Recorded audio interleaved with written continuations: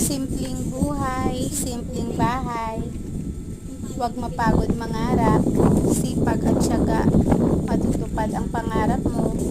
At higit sa lahat, dasal at tiwala sa Diyos.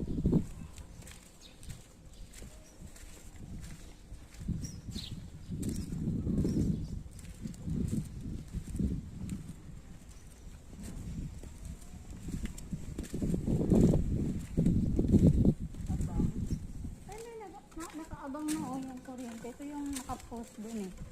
Mga nakaabang na ano ng kuryente. Nababa